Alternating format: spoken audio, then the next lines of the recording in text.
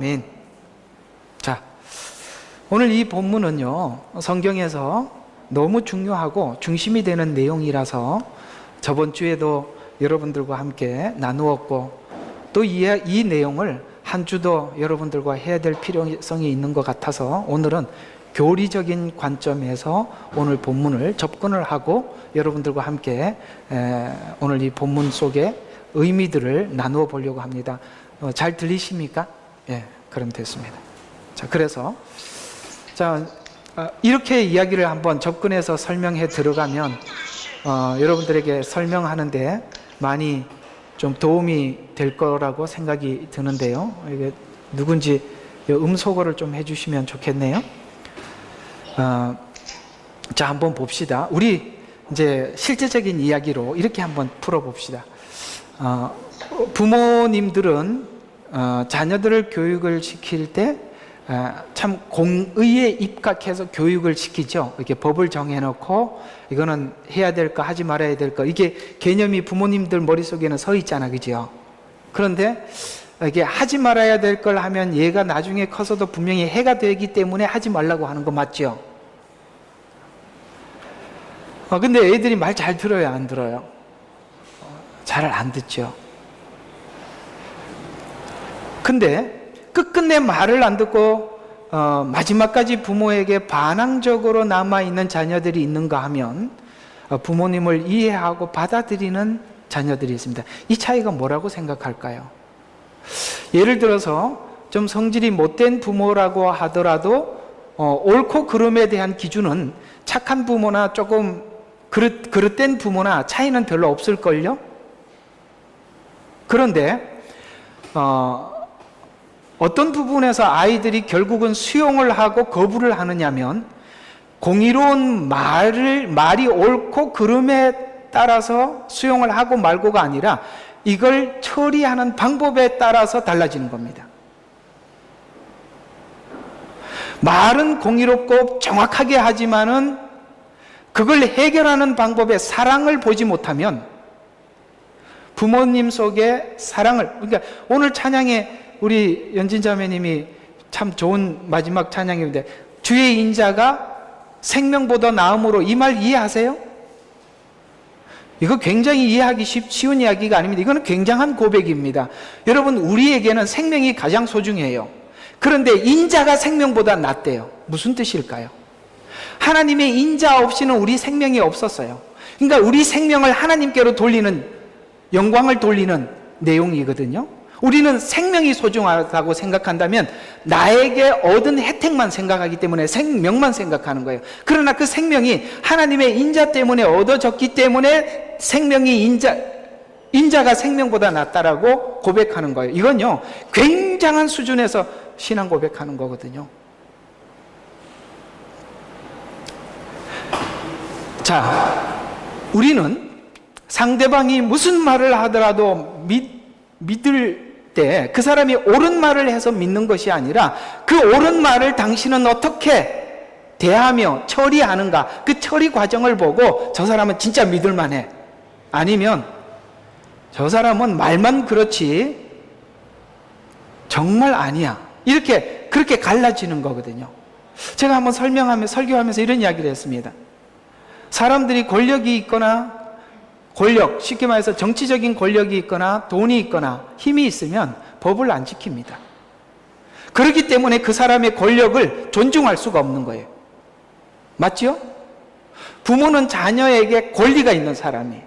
그래서 옳고 그른 것에 대해서 교육은 시키지만 아이들이 말을 안 듣는 이유는 엄마 속에 공의는 있는데 사랑이 없는 거예요. 그 처리하는 방법이 아주 나쁜 거예요. 자기는 그렇게 살면서 매일 우리 보고는 그렇게 하라고 그러니까 분만 생기는 거예요. 분노만. 우리가 예수를 믿는다라고 이야기합니다. 믿음이라는 것은 분명히 관계에 대한 이야기죠. 하나님과 우리와 좋은 관계, 하나님을 우리가 진정으로 믿는 관계가 되기 위해서는 하나님의 공의를 봐야 합니다. 보세요. 하나님은 사랑은 있는데 공의가 없다면 하나님을 절대 믿을 수는 없어요. 마음만 좋은 엄마들이 있어요. 이렇게 해도 그래, 저래도 그래. 참 마음은 좋은데 믿기는 곤란하지 않습니까? 왜요? 왜 못 믿죠? 공의가 없어서 그래요. 누구는 옳고 그런 것을 아주 정확히 구분해서 지적하는 사람이 있어요. 공의는 있어요.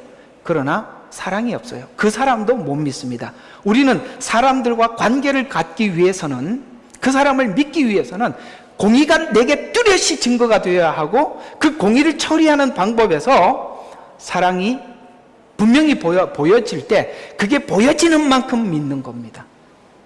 그래서 성경은 하나님을 믿으라라는 말은 우리에게 무턱대고 믿으라고 표현한 것이 아니라, 성경에 하나님의 공의를 분명히 이렇게 설명을 하고 하나님의 사랑도 분명하게 우리에게 설명을 하시고 우리 보고 믿어라 라고 말씀하고 있습니다. 왜? 믿음이란 관계에 관한 이야기이기 때문에 그렇습니다. 오늘은 바로 이 부분이, 하나님의 공의와 사랑이 아주 분명하게 나타난 장소가 바로 이 골고다 언덕이라는 이 장소이기 때문에, 우리는 예수를 믿는다라고 이 믿음이라는 고백을 하는 순간 이 골고다 언덕 위에 예수님 십자가를 이해하지 않고는 절대 우리는 믿음이라는 말을, 그걸 쓸 때 이걸 이해하지 못한 상태에서 이 믿음이라는 표현들은 다 왜곡된 표현들이에요. 우리는 믿음이라는 것은 바로 이곳에 하나님의 공의가 어떻게 완성되었으며, 그 공의가 완성되는 과정 속에 하나님은 어떤 사랑으로 우리에게 하나님의 인자를 우리에게 보이셨는가, 이걸 통틀어서 우리는 하나님을 믿는다라고 표현하는 겁니다. 이 믿음이 얼마나 강력한지 성경에 보면, 우리 생명을 하나님께 드리더라도 아깝지 않을 만큼, 내 생명을 주께 드리더라도 아깝지 않을 만큼 하나님의 공의와 사랑은 여기서 분명히 우리에게 밝혀지고 있어요. 그래서 제가 이 주제를 성경에서 가장 중심되는 내용이라는 주제로 이렇게 2시간을 걸쳐서 여러분들과 함께 나누고 싶은 것입니다. 그러면 이 사랑과 공의, 어떻게 이 자리에서 하나님이 이루셨는가라는 부분을 오늘 한번 성경 속에 있는 내용으로 함께 들어가서 살펴보도록 하겠습니다. 자, 이 말에 동의하시죠? 믿음은 사실 위에 있어야 한다. 맞죠? 우리가 사실에 대해서 이해를, 그 상대방에 대한 어떤 사실에 대한 이해가 없는데 나는 너를 믿는다, 만약에 나는 당신을 믿습니다, 이런 말들을 어떤 사람이 나에게, 그 사람이 엄청난 권세를 가지고 있어요. 그래, 그 권세를 가진 사람이 내가 너에게 뭘 해주겠노라 이렇게 약속을 했어요. 그러면 그 사람은 그 사람의 어떤 그 확인된 공의와 사랑, 이런 것을 확인으로 믿습니다라고 표현합니까? 아니면 그 사람의 권세가 있으니까 해주겠지 이렇게 생각합니까? 권세가 있으니까 해주겠지 이렇게 생각하겠죠. 권세만 있으면. 근데 거기에 대한 믿음은 뭐가 있어요? 굉장히 불안하지 않아요? 그래서 마음, 기분 그러니까 나는 끊임없이 그 사람한테 뭘 해야 돼요? 기분을 맞춰줘야 돼. 해줄 때까지. 요게 욥기 이야기예요. 요게.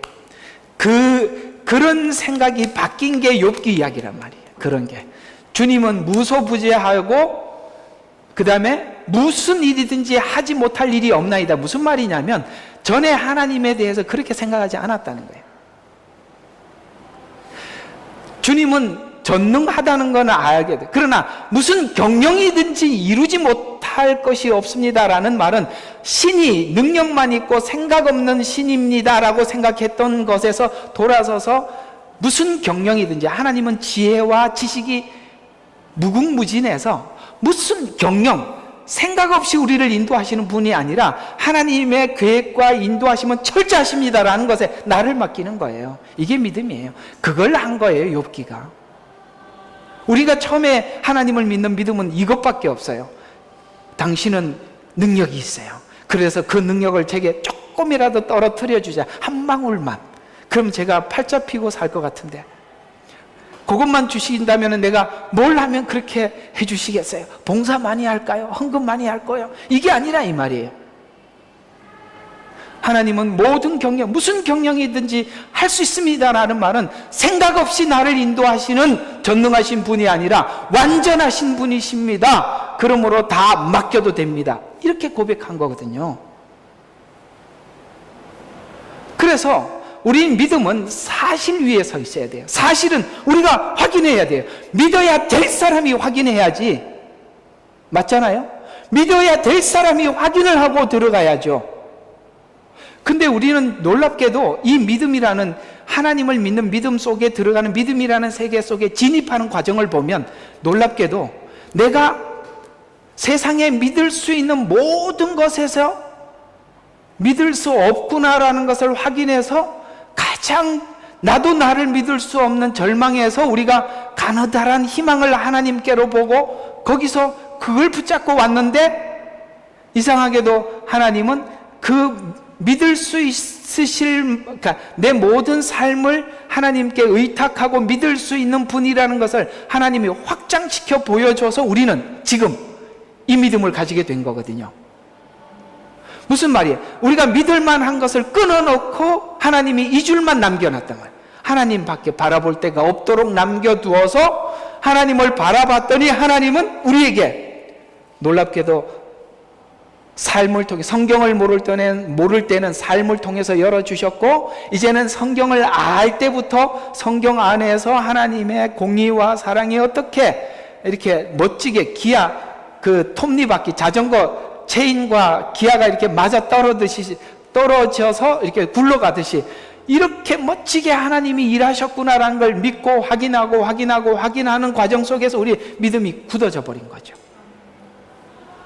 바로 이 부분이에요. 믿음은 그래서 사실 위에서 서야 돼요.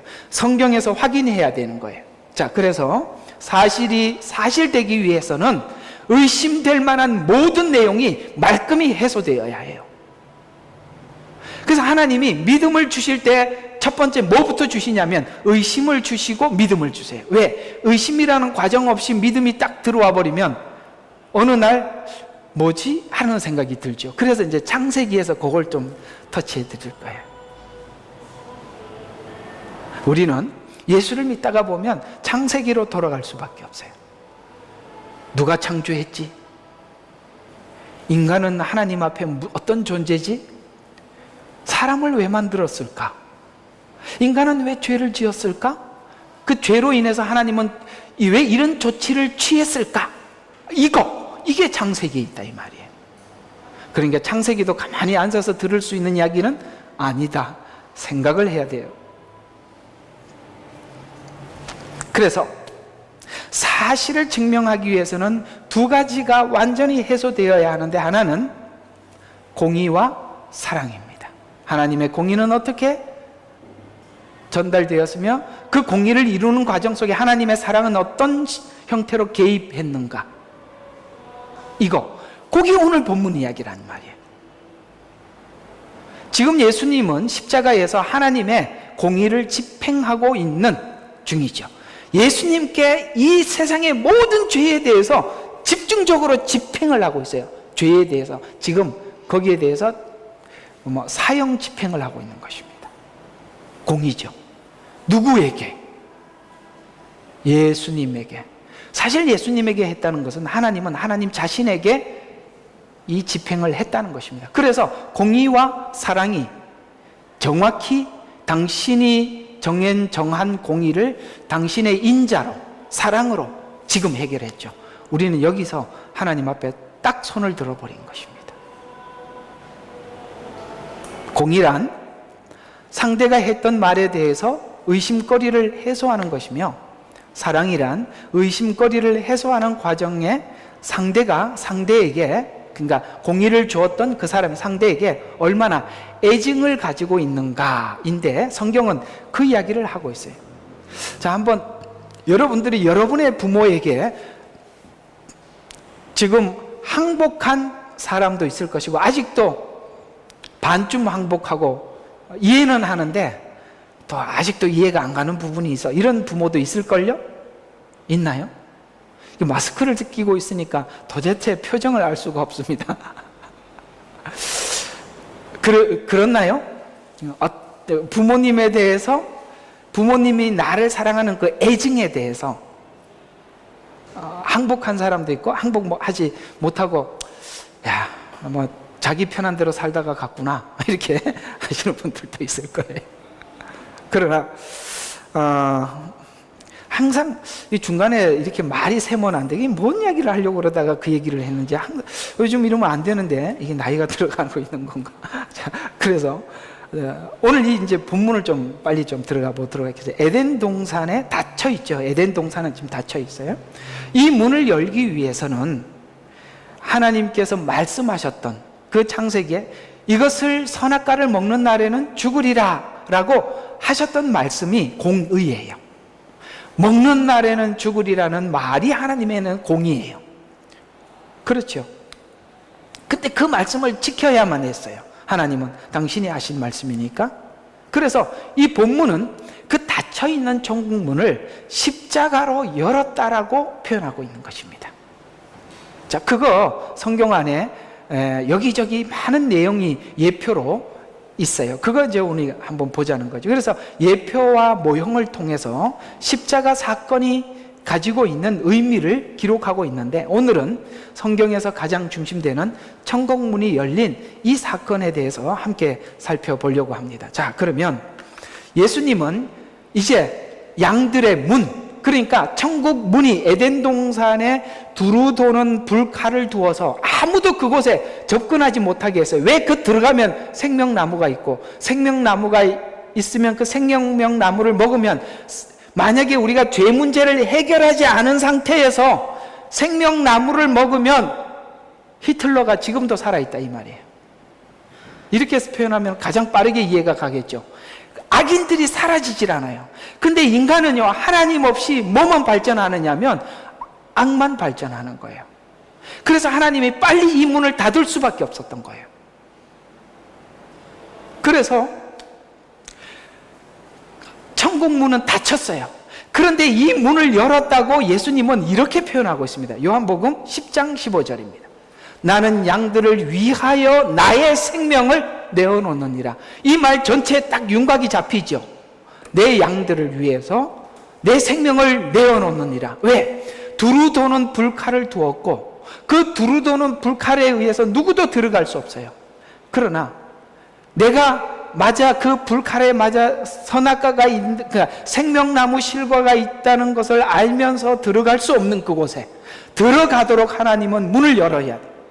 문을 열기 위해서는 우리가 들어가려고 하면은 그 칼에 맞아서 우리 죄 때문에 죽을 수밖에 없었지만, 예수님이 나를 위해서 대신 죽어 주심으로써 우리가 그 문을 들어갈 수 있는 권리를 얻게 된 거죠. 그러나 우리가 이 땅에 살면서 예수를 믿고만 들어가는 것이 아니라 이렇게 지금까지 살았던 죄의 습관을 가지고 있는 상태로 들어갈 수가 없기에, 주님은 우리의 삶의 모든 고난과 연단을 통해서 우리의 삶을 바꾸어서 그 문을 들어가는 그날까지 더더욱 그리스도를 닮게 하기 위해 오늘 하나님은 여전히 일하시고 계시는 현장이 바로 여러분이 살아가고 있는 현장이라 이 말입니다. 열어는 주었어요. 그런데 열어는 주었는데 지금 우리까지 정말 죄에 찌들어 있단 말이에요. 정확한 표현으로는 찌들어 있단 말이에요. 맞죠? 얼마나 찌들어 있는지 아무리 고쳤다고 생각하는데 어느 날 보면 또 튀어나오고, 진짜 하나님 앞에 딱 기도할 때 이렇게 기도하는, 정말 이렇게 기도밖에 안 나와요. 정말 돌겠습니다 주님, 이렇게 미치겠습니다, 어째 이렇습니까? 뭐 이렇게 얘기할 수밖에 없는, 자기가 자기 심장을 찢을 수밖에 없어요. 와, 정말 찌들고, 그리고 어떤 약간의 손익 관계 속에서 보면 하나님이 이렇게 하면 기뻐하는데도 내 기뻐하는 것을 탁 선택하는 나를 보면 참 얌치다, 이런 생각도 들고, 내가 나를 미워서, 내가 미워서 이거 말이 꼬이죠. 이렇게 내가 나를 보면서 내가 미워서 미치겠어요. 그런 나를 보면 하나님이 손댈 때가 한두 군데가 아니라는 거 우리가 보이지 않습니까? 양들을 위해서 문을 열어주었어요. 생명을 주셔서 그 문은 열어주었지만 우리는 아직 이 상태로는 주님 앞에 서기에는 너무나도 부끄러운 존재라 우리 스스로 그걸 교정할 마음은 없기에 하나님이 여러분의 삶에 직접 개입하셔서 지금 일하고 계심을 믿으시기를 주의 이름으로 축원합니다. 그래서 이 과정 속에 우리가 눈물을 흘리고 한탄스럽지만 매일매일 조금씩 우리는 주님 앞에 뭔가 나도 모르게 변해가고 있어요.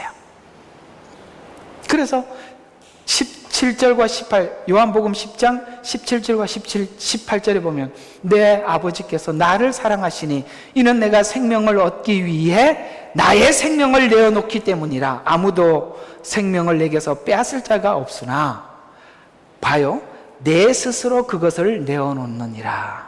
아시겠습니까?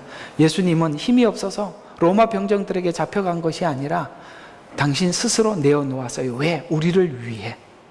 우리는 자녀들을 위해서 자녀들이 알지 못하는 희생들을 부모들은 굉장히 많이 하고 있습니다.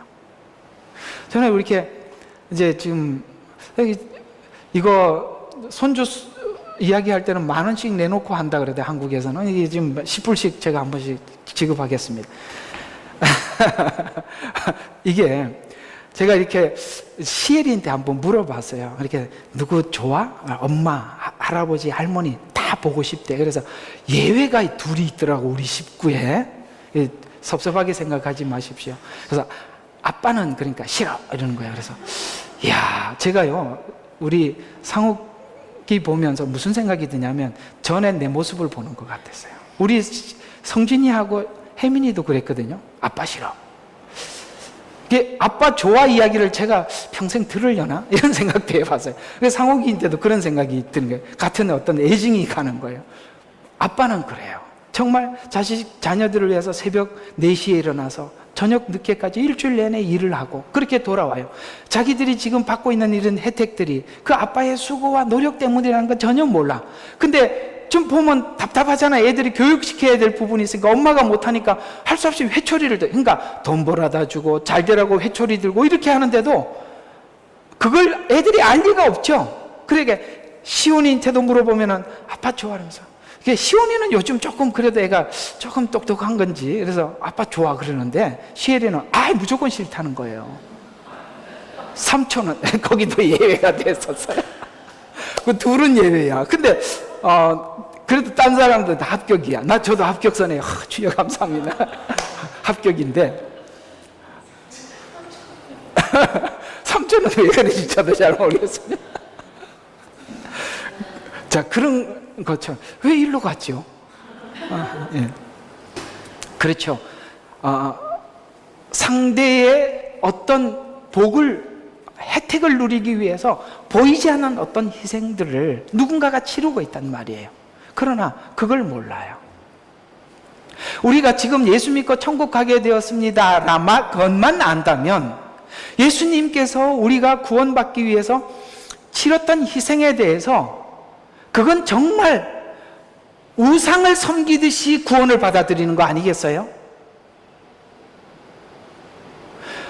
어떤 부모가 자식을 낳고만 책임지지 않게, 그러니까 낳는 걸로 끝내겠습니까? 사실은 낳는 건 순간적인 고통에 불과하지만 키우는 건 정말 힘들지 않습니까? 자, 한번 물어볼게요. 여러분 아이들 낳느라고 고생하셨죠? 한 번 더 고생한다면 너에게 교육의 책임을 면하겠노라라고 한다면 여러분 그거 한 번 더 낳고 말겠어요? 아니면 평생 교육시키겠어요? 한 번 더 낳고 나는 게 아마 순간 한 번 고생하고 나는 게 낫지, 애들 교육시키면 속 썩어 빠지는 게 한두 개가 아니에요. 저는 우리 사모님하고 요즘 참 재미있게 잘 지내는데 옛날에는 티각태각 좀 많이 했어요. 그게 왜 그런가 하거든요. 애들 때문에 그래요. 항상 애들 문제가 끼어 있어요. 요즘 이제 애들 문제가 없으니까 좋아졌어요. 그러니까 원래 이런데 애들 때문에 싸웠던 거구나, 이게 느껴지는 거예요. 알았니? 그런 거예요. 그래서 누군가가 여러분 우리를 구원하기 위해서 주의 인자가 생명보다 낫다는 거, 여러분 이걸 알 때 우리는 신앙의 철이 들기 시작하고 여러분들에게 하나님께서 원하신 성화, 거기에 우리는 적극적으로 반응하게 되는 것입니다. 그래서 왜 생명을 내어놓아야 하는가 스스로, 바로 이런 원리 때문에 그래요. 창세기 2장 16절과 17절에 보면 동산에 있는 모든 나무에서 나는 것을 내가 마음대로 먹을 수 있으나 선과 악의 지식의 나무에서 나는 것은 먹지 말라. 내가 거기서 나는 것을 먹는 날에는 반드시 뭐라고 했습니까? 죽으리라. 이게 바로 공의예요. 그래서 먹었단 말이에요. 아담도 먹었고 하와도 먹었단 말이에요. 그러면 하나님이 말씀하신 죽으리라는 이 말이 하나님의 공의에 의해서 이 말이 선포되었기 때문에 실천될 수밖에 없어요. 그래서 3장 6절에 보니까 여자가 보니 먹지 말라고 했던 것을 여자가 보니 그 나무가 먹음직하고 보기에도 즐겁고 현명할 만큼 탐스러운 나무인지라 그녀가 거기에서 그 열매를 따서 먹고 그녀가 함께한 자기 남편에게도 주니 그가 먹더라. 이게 여성의 역할이 얼마나 중요한지 보십시오. 여성이 남성에게 줘서 남자는 먹었어요. 아무 말하지 않고 먹었습니다. 예수 믿는 일도 똑같다고 생각해요. 여러분들이 정말 가정에서 어머니 역할, 아내 역할을 잘 감당하신다면 분명히 여러분의 남편들은 돌아오게 될 것입니다. 이 남자들은요, 그저 주면 먹고 먹지 말라 그러면 또 안 먹고 그래요. 자, 그래서 뱀이 나를 속여 먹였나이다. 자, 보세요. 아담이 하와가 사실 자기 마음의 탐욕 때문에 먹었잖아요. 그런데 누가 그렇게 했다고? 뱀이 그렇게 했다고 뱀에게 책임을 전가하잖아요. 또 아니죠. 아담에게 물었어요. 그러니까 하와가 그랬습니다. 하와에게 물었더니 뱀이 그랬습니다. 여러분, 이러면 답이 없어요. 우리가 왜 예수를 믿지 못해요? 아이고, 지금 이렇게 된 것은 내 탓이 아니에요. 내 부모 탓이고 사회 탓이에요. 그래서 사회 환경이 좋고 내가 좋은 가정에서 태어나봐야 내가 이런 사람이 됐겠나. 이렇게 하나님 앞에 얘기하고 나면 답이 없다니까요. 이 문제를 자기의 문제로 가지고 올 때 드디어 우리는 죄의 문제를 하나님 앞에 내 문제라고 가지고 가게 되는 것입니다. 그래서 너는 먹지 말라고 한 그 나무 열매를 먹었으니 19절에 너는 흙이니 너는 흙으로 돌아갈지니라. 이게 바로 영과 육과 혼의 사망을 선포하고 있는 것입니다. 여기에서 이제 죽을 수밖에 없는 우리들을 향해서 이제는 죽으리라만 남았는데 이제 하나님께서 그 죽을 수밖에 없는 우리들에게 구원을 선포하고 우리에게 암시하고 예표했던 수많은 이야기들이 구약에 쭉 나와 있죠. 그것이 지금 십자가의 죽음에 대한 이야기들이 이미 아담과 하와가 첫 죄를 범한 사람이었지만 그 첫 죄를 범한 그에게부터 이미 하나님은 구원을 선포하고 계시죠. 그게 뭐예요? 21절의 이야기죠. 하나님께서는 아담과 하와에게, 아내에게 가죽으로 옷을 만들어 그에게 입혀주니라. 자, 하나님께서, 이게 중요해요. 누가? 이 문제를 그들이 할 수 있는 것이 아니라 하나님께서 지어 주었다는 거예요. 자, 구원은 누가 정한 대로 해야 돼요? 하나님이 정한 대로 해야 돼요. 예를 들어서 모하메드가 구원한다, 이것도 하나님이 이야기한 것도 아니고, 석가가 구원한다, 이것도 아니고, 오직 예수 그리스도만이 구원자다, 이거 하나님이 정하신 대로만 구원을 받는다는 거예요. 하나님께서, 이게 바로 성경에 흐르는 맥이란 말이에요. 구원은요, 내가 뭘 해서 받는 게 아니라 하나님이 정한 대로 하는 거예요. 하나님께서, 그 다음에 뭐죠? 옷을 만들어, 당신이 만들어 준 옷, 내가 만든 옷이 아니라 이 말이에요. 근데 하나님께서 이 옷을 만들어 입혀주기 전에 아담과 하와도 옷을 만들어 입은 적이 있죠. 무화과 나무로 옷을 지어 입었어요. 그러나 무화과 나무는요, 가시와 엉겅퀴가 나고 그런 곳에서 살아남. 나뭇잎이 어떻게 가시를 이길 수가 있겠어요? 나뭇잎이 어떻게 자기 수치를 다 가릴 수가 있어요? 왜요? 바람이 불고 태양이 뜨면 말라버리는데요. 이게 뭘까요? 바로 구약의 율법을 예표하는 거예요. 가죽옷은 뭐예요? 바로 예수 그리스도의 십자가의 옷이에요. 이것은 하나님이 만들어준 옷이에요. 그러나 우리는 율법으로는 잠시 자기를 가릴 수는 있으나 완전히 가릴 수는 없는 거예요. 이런 것이 바로 복음의 명명백백하게 흐르는 은혜와 율법에 관한 이 깊고 깊은 이야기들을 이렇게 계속 가지고 성경은 흘러가고 있었던 것이에요. 그래서 하나님께서 옷을 만들어 뭐예요? 입혀주시니라. 아멘. 그래서 우리가 들은 복음, 밖에서 들어온 복음이에요. 우리가 만든 복음, 내가 내가 해서 얻은 구원이 아니라는 거예요. 잘 이 세단을 기억하세요. 하나님께서 그 다음에 뭐라고요? 옷을 만들었다. 세 번째 뭐라고? 입혀주셨다.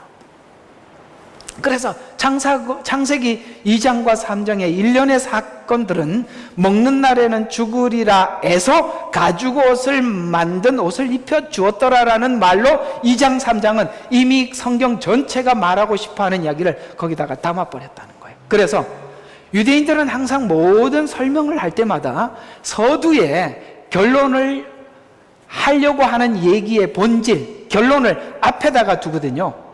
그래서 성경은 실상은 창세기 1장부터 11장까지가 성경의 서론이에요. 거기에다 다 담아두고 1장부터 11장 이야기가 무엇인지를 12장부터 설명해 가는 거예요. 그래서 성경을 읽다가 이게 무슨 말인지 잘 모르겠다 그러면 다시 어디로 돌아가요? 창세기 1장에서 11장 안에서 또 풀고 돌아가고, 그게 키예요. 그래서 창세기 1장과 11장은 너무너무 깊고 깊은 성경의 중심이 되는 내용들이에요. 창세기 할 때 많은 이야기들을 여러분들과 함께 나누면서 많이 은혜가 되시기를 바랍니다. 자, 그래서 아담과 하와가 범죄했고 또 그 죄로 인한 죄와 벌로 하와에게 해산의 수고를, 아담에게는 수고와 땀을 흘리는 수고를, 여러분, 그리고 죽음을 선언했지만 죽음을 대신할 어떤 가죽옷으로 지어 입혀야 할 뭐가 암시되고 있냐면 어떤 짐승이 죽었기 때문에 가죽옷이 나오게 됐다 이 말이에요.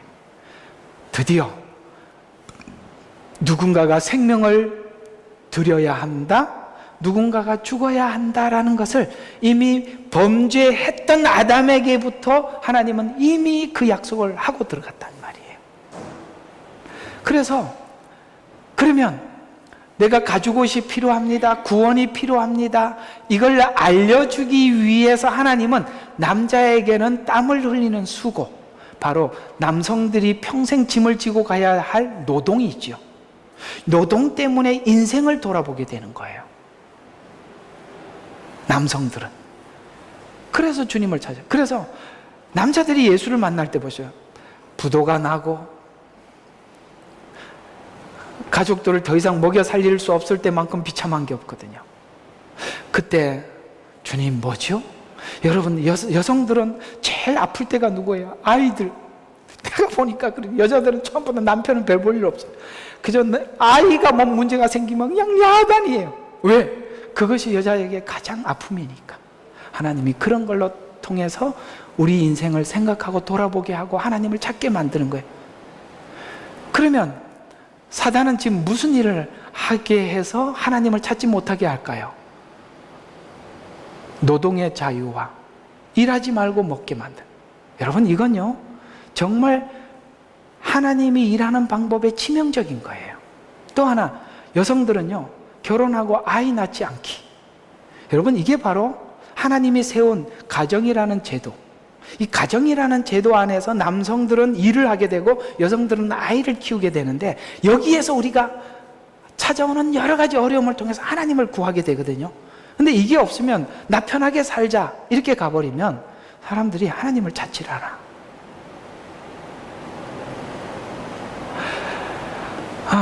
우리 교회 오신 분들은 보면 평범하지 않은 것 같아요. 저는 왜 이렇게 평범하지 않은 목회를 해야 되는지도, 하나님 그냥 부르심이니까 열심히는 하겠습니다만, 가끔씩 저는 제 자신을 돌아보면서 저는 왜 이렇게 평범하지 않는 목회를 지금까지 하게 하시죠?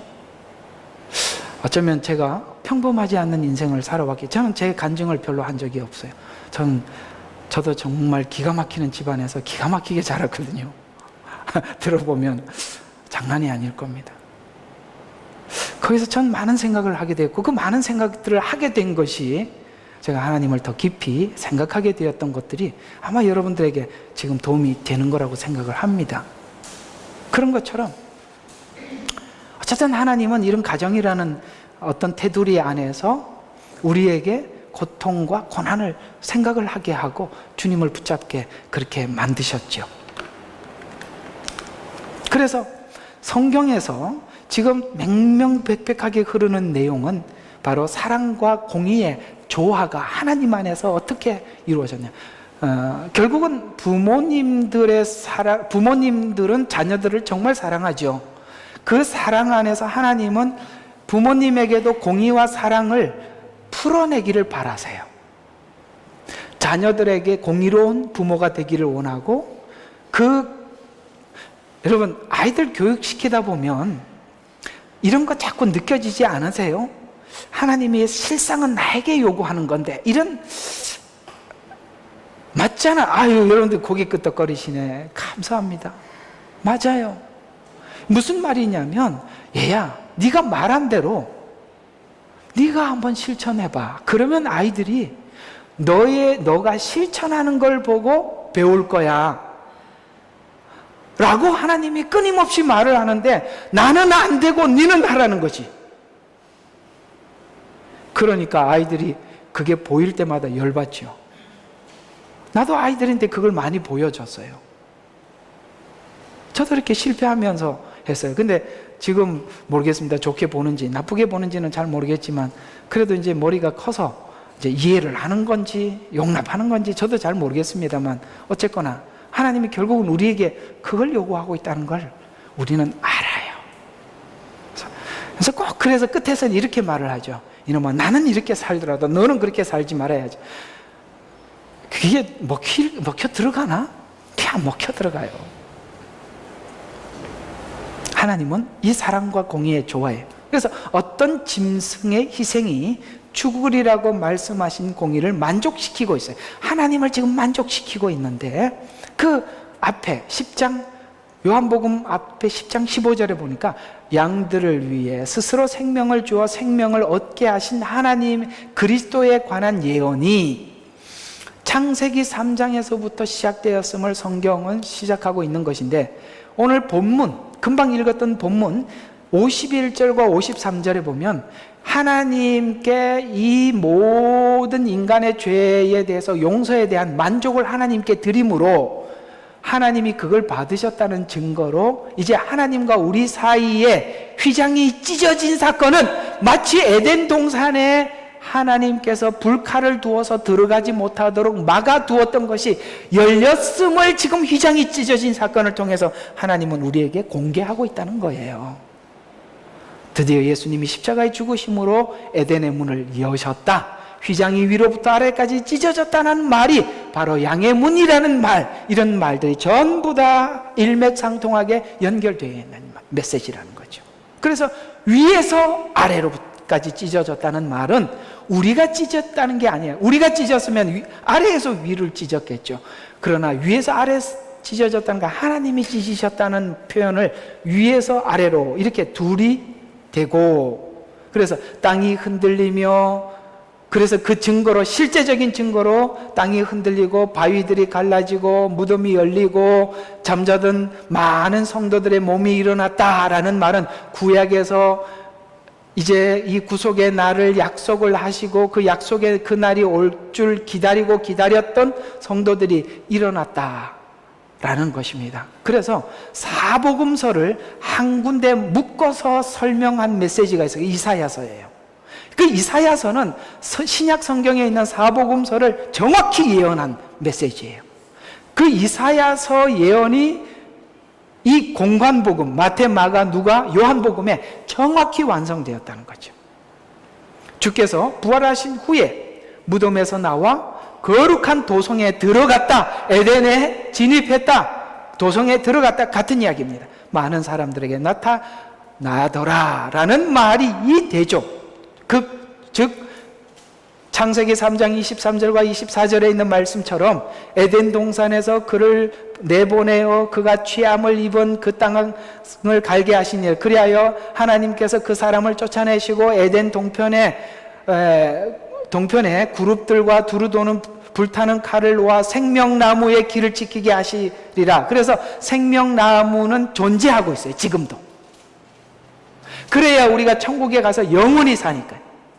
그러나 그 생명나무가 결국은 누구였던 거죠? 예수 그리스도. 누구든지 예수를 믿으면 영원한 생명을 얻는다고 했습니다. 예수를 믿으면 이제는 에덴 동산에 가서 우리가 과실을 마음껏 따먹게 되는데 거기는 선악과가 없어요. 그 모든 과실은 생명나무 실과입니다. 그래서 생명나무의 길을 지키게 하시리라. 생명나무는 존재하고 있고, 그러나 죄된 상태에서 생명나무 실과를 먹지 못하도록 인간의 연수의 한계를 정하시고, 또 생명나무의 접근을 불타는 칼로 지켜내었던 것이죠. 그래서 생명나무를 죄가 회복된 상태에서도 먹도록 하기 위해서 하나님은 이 에덴 동산에 들어가지 못하도록 막아두셨고, 그러나 언젠간 그 아들을 통해서 회복할 것이라고 누누이 성경에 수도 많은 곳에서 예표하고 있는데, 우리 모두가 알고 있는 예표만 제가 몇 가지 뽑아봤어요. 그 중에 하나는 뭐냐면 바로 그 아담과 하와의 후손인 첫 번째로 등장하는 아벨과 가인의 이야기 속에, 여러분, 가인과 아벨의 이야기는 이런 이야기죠. 여러분, 가인이 왜 아벨을 죽였죠? 우리는 그저 미스테리로 사실 창세기에서는 남겨두었어요. 이유를 설명하지 않았어요. 그 이유를 성경 전체에서 설명하기 위해서 사건만 기록해 둔 거거든요. 근데 분명히 뭐 때문에? 비교의식 때문에 죽인 거거든요. 받고, 아벨 제사는 받고 가인의 제사는 받지 않았다. 그건 이제 풀 이야기들이 너무 많으니까 창세기에 가서 하자고요. 근데 어쨌든 가인은 아벨을 죽였어요. 그는 두렵죠. 죄를 지은 사람들에게 두려움이 있어요. 그러나 그 두려움을 하나님이 약속으로 표를 주시죠. 표. 야, 표가 뭘까요? 내가 누군가를 만나면 그 사람이 나를 죽일까 하나이다. 그러나 이 표를 가지고 있으면 내가 너를 지켜준다 라고 표를 주었죠. 이 표, 그러니까 아담에게는 가죽옷을, 그 다음 후손인 가인에게는 표를, 또 뭐지요? 창세기 6장 19절과 20절에 보니까 노아에게는 방주를, 이런 것들이 전부 다 예수 그리스도의 십자가의 예표들이라는 거죠. 그래서 이것도 다 뭐냐? 생명 보존이죠. 육체를 가진 모든 생물이 너와 각기 둘씩 방주, 이건 뭐냐면 방주 안만이 생명을 보존하는 방법이다. 그러니까 방주 조금 더 구체적이에요. 표인데 여기는 방주 안이라는 어떤 안, 내부라고, 그 안에서만이라는 그런 어떤 하나님이 점진적으로 좀 더 구체화된 거잖아. 그죠? 그러면 지금 우리가 구원을 받을 때 예수 안에서라고 이야기하는 것과 방주 안에서 조금 더 구체적으로 점진, 더 드러났죠.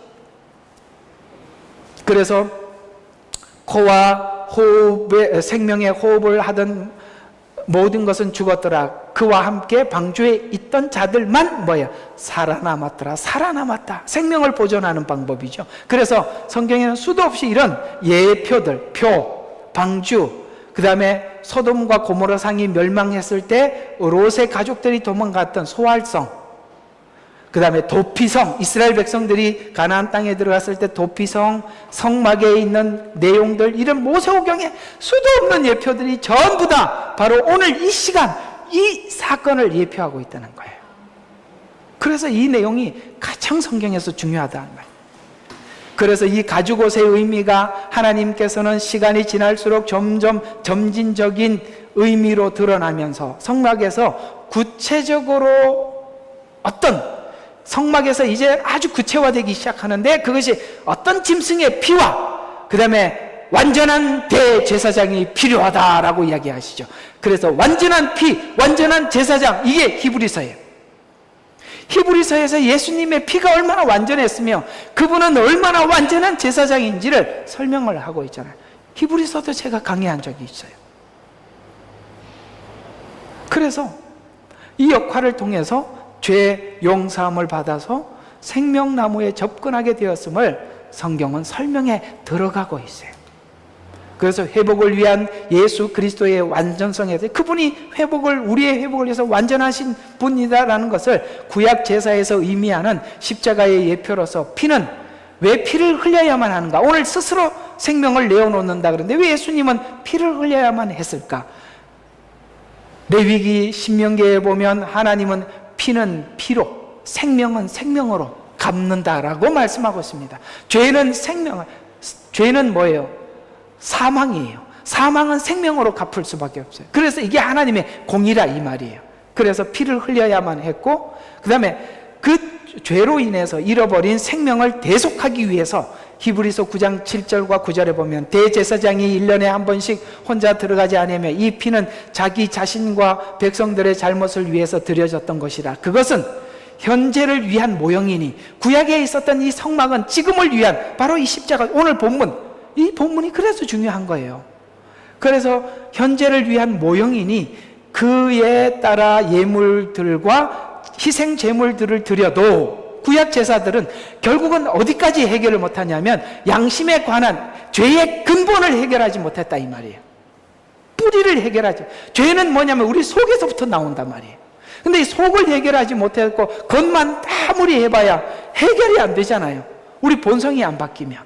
근데 예수님의 십자가는 우리 저번 주에 그 본성을 바꾼 것이 오늘 이 사건이라고 저번 주에 충분히 설명을 했으니까 넘어가도록 하겠습니다. 그래서 따라서 예물과 희생 제물을 드려도 양심에 관해서는 섬긴 자를 온전케 할 수가 없다라고 말씀하셔서 구약 제사와 다른 예수님의 오늘 이 본문의 제사의 완전성의 다른 부분은 11절과 12절의 히브리서 9장 11절과 12절을 계속 이어서 이렇게 설명하고 있어요. 무엇이 다른가? 구약 제사하고 그리스도께서 다가올 선한 것들의 대제사장으로 오셔서 손으로 짓지 아니한, 뭐냐면 구약의 성막 제사는 사람들이 하나님이 말씀하신 대로 손으로 지은 거란 말이에요. 사람이 지은 거란 말이에요. 그러나 이런 것이 아닌 곧 이러한 건물이 아닌 더 크고 더 온전한, 아멘입니까? 더 크고, 이것도 됐었다. 그러나 더 크고, 그러니까 구약은 뭘 지금 암시하고 있었다면 더 완전한 것이 필요하다는 것을 느끼게 만들었단 말이에요. 왜? 불완전하다는 걸 하면 할수록 느낄 수밖에 없어서. 하나님, 이 짐승의 피로는 한계가 있습니다. 우리가 형식적인 신앙으로는 한계가 있어요. 이걸 느끼게 만들었다는 거예요. 그래서 하나님, 더 온전, 내 본성이 안 바뀌고는 안 됩니다. 이걸 자꾸 알게 해준 것이 구약 제사였다, 이런 이야기죠. 그래서 더 크고 더 온전한 성막을 통하여 염소와 송아지 피로 아니하고 오직, 자, 예수님의 피는 뭐야? 한 번, 자신의 피로 한 번 성소에 들어가셔서 우리를 위하여 영원한 구속을 이루는, 그러니까 한 번으로 영원, 이게 히브리서의 주제예요. 한 번 영원. 예수님이 십자가의 죽으심으로 우리는 영원을 얻게 되었다. 그분의 피는, 그분의 제물은 완전한 제물이었고 그분의 제사는 완전한 제사장이었다 라고 말씀하시면서 그분은 두 번, 세 번 할 필요도 없이 한 번으로 끝났다. 그래서 예수 그리스도의 십자가의 완전함이 우리 자유의지까지 회복시킴으로 하나님을 이제는 마음으로 진심으로 섬기게 돼. 그래서 율법이 결국은 어떤 걸 목적으로 했던 거라고요? 하나님을 사랑하고 내 이웃을 내 몸과 같이 사랑하라. 이것이 율법이요 선지자의 강령이니라. 율법만 봤을 때는 이게 이해가 안 가는 이야기죠. 율법이 사랑? 여러분, 법이 사랑? 여러분, 법 앞에 법을 사랑하는 사람이 있나요? 법은 왜 지키냐면 사실은 벌금 때문에 지키는 거죠. 이렇게 하면은 형벌이 따르니까 지키는 거지. 그거는 법 앞에 진심으로 굴복한 사람은 없어요. 오늘 예수님의 십자가는 하나님의 사랑이 공의를 실천하는 가운데 나타남으로 이제는 내가 진심으로 주님을 사랑합니다. 우리 첫 번째 오늘 불렀던 찬양이 뭐였죠? 왕이신 나의 하나님, 내가 주를 높이고 영원히 주의 이름을 송축하나이다. 여러분, 저는 이 찬양을 서서 부르기는 참 마음이 그런 것 같아요. 꿇어 앉아서 두 손을 들고 하나님 앞에 부르고 싶은 찬양 아니겠어요? 왕이신 나의 하나님, 내가 주를 높이고 영원히 주의 이름을 송축하나이다. 이 찬양을 받으시기에 합당하신 주님이세요. 그래서 그리스도께서 드린 그리스도의, 하나님께 드린 그리스도의 피가 어찌 죽은 냉실에서 너희 양심을 정결케 하여 살아계신 하나님을 섬기게 하지 못하겠느냐? 라고 질문을 하면 예, 섬길 수 있습니다. 이렇게 대답할 수밖에 없다. 이런 연유로 그는 새 언약의 중보자시니 이는 첫 언약 때 범죄한 것들을 구속하시려고 죽으심으로써 부르심을 받은 자들을 그 영원한 약속을 받게 하려는 것이라. 12절에 자신의 피로 한 번 성소에 들어가셔서 우리를 영원히 위하여 영원히 구속을 이루셨다라는 것이 오늘 본문 마태복음 27장 50절에서 54절에 보니까 바로 이 일을 이루기 위해서 스스로 십자가를 지시고 드디어 주님은 이렇게 외치고 계십니다. 큰 소리로, 큰 음성으로 소리를 지르신 후 숨을 거두시더라. 그런데 보라, 성전의 휘장이 위에서부터 아래까지 찢어져 둘로 찢어지고 땅이 흔들리고 바위가 갈라지고 무덤들이 열리고 잠들었던 성도들의 몸이 일어났다라고 분명히 마태는 증언하면서 봐라, 너희들이 기다리고 있는 메시아가 지금 분명히 그 일을 완수했다는 것을, 너희들이 바위가 터지고 죽은 성도들이 일어나는 것을 유대인들이 너희들을 봐라, 이 마태복음 유대인들에게 전하는 메시지니까 사실이지 않느냐라고 이야기를 해요. 어제 내가 이게 참 토요일날 성경 공부를 하니까 주일날 꼭 이렇게 한 개씩 이야기할 게 있어요. 어떤 친구가 이제 들어와서 묻는 거예요. 요한복음을 읽어보니까 무슨 얘기인지 도대체 이해가 안 간다는 거예요. 요한복음을. 그래서 제가 좀 설명을 쭉 해줬죠.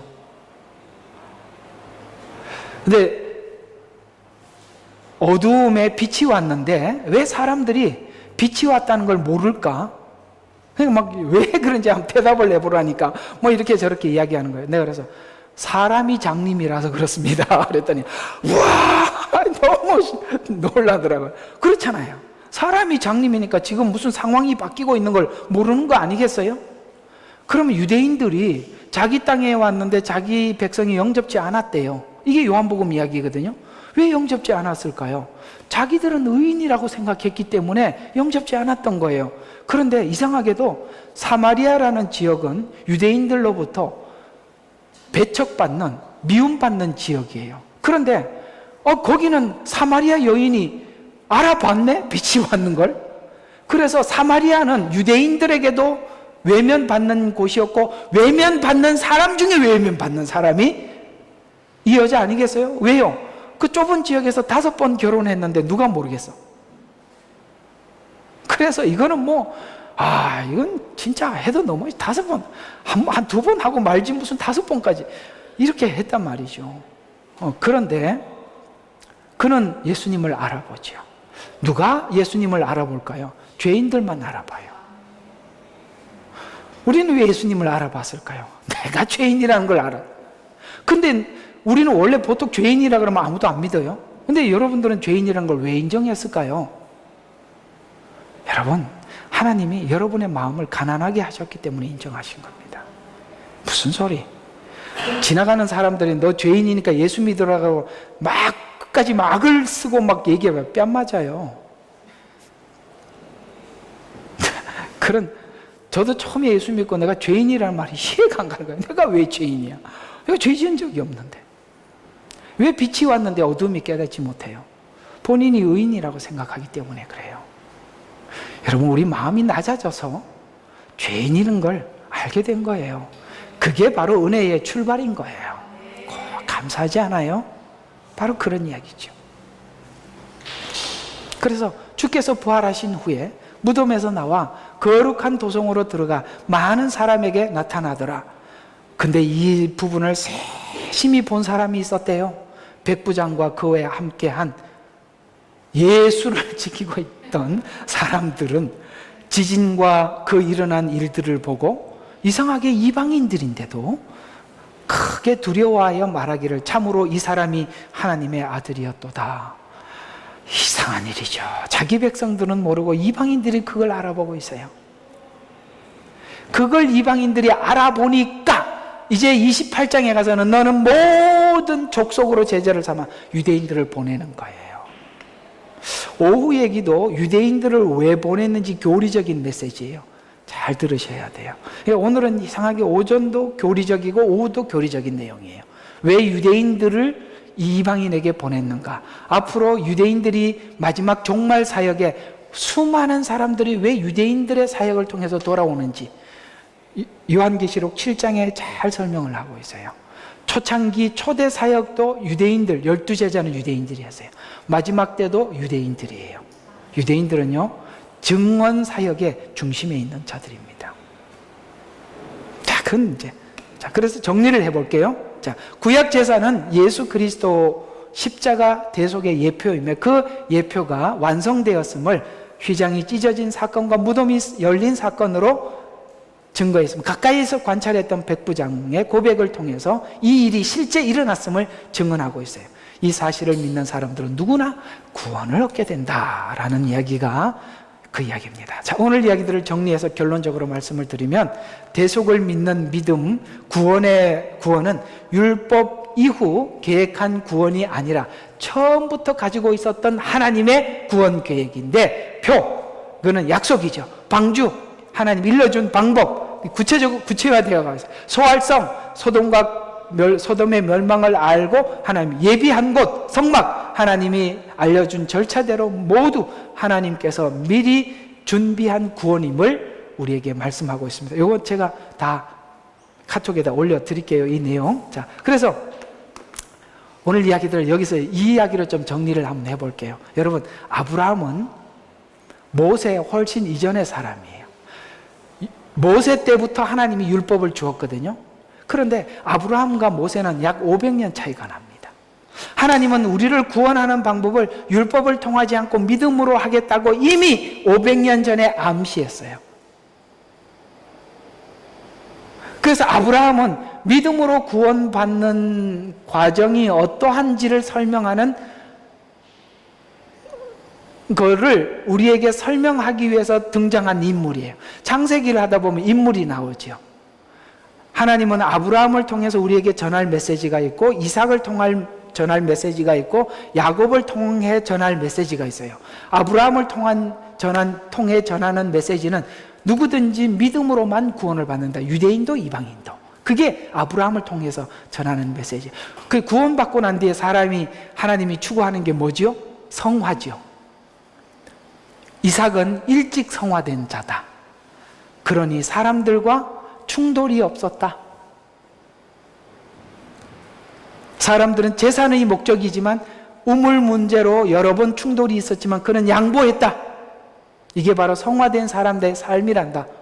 야곱은 누굴까? 하나님의 약속을 구체적으로 이루어가는. 그러나 인물편에서 보면 야곱도 바뀐다. 그 이야기죠. 여러분, 여기서 야곱보다 더 지독한 사람 누가 있어요? 야곱은요, 보면요, 참 정말 누구도 거기에 갖다 붙이기 참 힘든 아주 바뀌기 어려운 사람이에요. 그야말로 자기 방법과 자기 수단대로 살아가는 대표자예요. 그런 사람도 바뀐다. 어쩔래? 이렇게 묻는 거예요. 너 야곱보다 세냐? 아니다. 난 이런 사람도 바꾸는 하나님이야. 이게 그 이야기거든요. 그러니 하나님과 싸워서 이길 자가 없다라는 이야기죠. 하나님과 싸움을 걸 정도니까 대단하지 않아요? 한번 겨뤄볼까요? 근데 얼마나 지독한지 밤새도록 싸워서 야, 나하고 싸워서 이겼다. 그래서 너 이름을 이스라엘이라고 해. 그래서 하나님이 어딜 가도 명함을 낼 때 이렇게 적어서 아브라함의 하나님, 이삭의 하나님, 거기다가 우리가 이제 컴퓨터에다 글을 쓰다 보면 숫자가 뭐 10, 11, 12 이렇게 크기가 다르잖아, 그죠?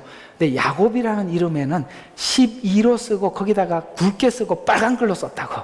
그래서 어디다가 내놓을 때마다 야곱의 하나님이라고 이렇게 하나님은 아브라함보다는 야곱을 딱 봐. 내가 야곱의 하나님이라니까 이렇게 이야기했다고. 그러니 여기서 하나님과 싸워서 뭘 하자는 거예요. 그러니까 빨리 손 들고 오라는 얘기예요. 그게 야곱의 하나님이라는 얘기고, 그래서 하나님은 이미 아브라함을 통해서 믿음으로 온 인류를 구원할 것이다 라고 말씀하시고 500년 후에 모세를 통해서 율법을 주셨죠. 그래서 창세기 12장에 부름을 받은